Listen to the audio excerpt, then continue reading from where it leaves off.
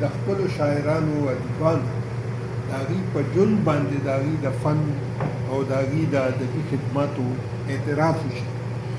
د رفعت خټک صاحب په اعزاز کې چې کوم دستوره شوې وه دا هم د دغه سلسلې یوه کړۍ ده. خپل ځاني زما د لکوانې راسې خوشخطه خط ښایسته تصویر ښکلي مخونه زموږ خوښي.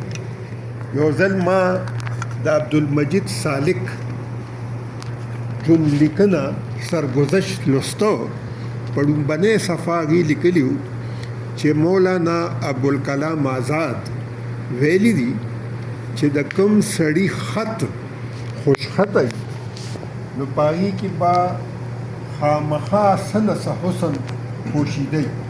نو موږ د حسن مننه کوو او ستاینه کوو. رفعت خټک صاحب یو خاموش کردار دی، خطاط هم دی، مصور هم دی او وخت په وخت د ادبي سوسایټۍ د ملګرو کتابونه دغه ټایټل چې ورته وایي مخپاڼه د هغې په ښایسته کولو نور ښایسته کړي دي. لکه زما یو رپورتاژ و غالباً چې 2014 کې چاپ شو، بخشالي وی جلال آباد ته بزو. د دې ټایټل رفعت خټک صاحب تیار کړی و.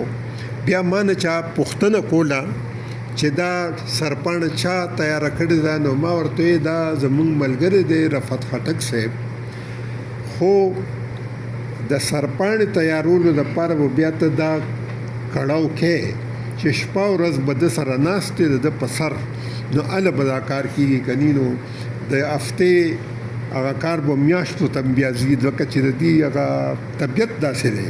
سردار یوسفزي یوه خبره وکړه چې دا په هغه فنکارانو کې شامل دی چې د ځان ښودنې په رنځ نه دی اخته، کار کوي خو دا نه غواړي چې لکه ځان مخکې کړي، حالان کې دا اوس د وخت ضرورت دی. او تاسو تنګېږئ ما ته را یادېږي یوه خبره، دایره تنظیمو د اردو هغې د رحمان بابا په یاد کې یو تقریب کوو، نو په هغې کې زموږ مشر قاضي عبدالحلیم اثر صاحب مقاله ورولې وه او د هغې د مقالې نه وړاندې ما یو نظم ورولې و، پښتو د پښتنو ده. نو ما ته دا یاد شي چې خو ما پښتو کې اورولې و تقریب د اردودانو، خو هغه اردودانو ډېر زیات لکه داد را کړی. ورپسې چې قاضي عبدالحلیم اثر صاحب مقاله شروع کړه نو 2-3 خبرې به چې وکړو نو د میمر شفق حواله و پکې راله. د مثال په طور رحمان بابا د مولانا یوسفزي شاګرد، نو اثر صاحب به وي د دې میمر شفق په نیکونو کې راځي. خبره بتلتله نو زه د مولانا اسماعیل ګیلانی شاګرد یم، د دې میمر شفق نیکو. د تورو ذکر براغې د دې میمر شفق کلی چې تقریب اختتام ته ورسېده نو بیا وروستو اثر صاحب وایي چې ورواره چېرته داسې ښه چای نشته چې وڅښو. نو یو ځای کېناستو نو ما ته وایي چې ورواره زما دا مقاله څنګه وه؟ ما ورته ویل جي ستا په مقاله کې مونږ څه ویلی شو، خو خلکو دا تاثر واغوسته چې دا اثر صاحب مقاله په رحمان بابا واروله که په میمر شفق. نو ډېرې وخندل. نو ما ته وایي چې ورواره یو خو ته زما وروارې بل تا نظم ډېر ښه اورولی و، نو ما غوښتل چې د دې هغه اثر زایل نه شي او دا د پبلیسټي دور دی، خپل ځان به په خپله پیش کوي. بیا چې ادبي سوسایټي د عبدالکافي ادیب د کتاب بکر اوراق مخکتنه کوله نو موږ د کوهاټ نه ایوب صابر صاحب راغوښتی.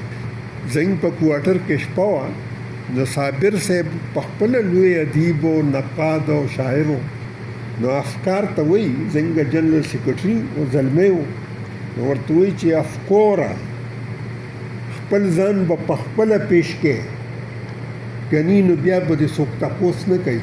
خپل فن یا صلاحیت چې خدای پاک چاله ورکړي پکار دا دي چې د هغه صلاحیت مظاهره په ښه شان وکړي شي. او زه سردار یوسفزي ته لکه خاص طور او حیا سواتی ته مبارکي ورکوم او خوشحاله یم پې چې دوی دغه کار ډېر په ښه طریقه او په راستۍ پر مخبوزي او د کومو دوستانو سره چې مونږه خپلو ملګرو سره د هغې په اعزاز کې تقریبونه کولو، په دې کې یو نوم کامران شاه کامران دا د ډېر کار کړی دی په بنیادي توګه.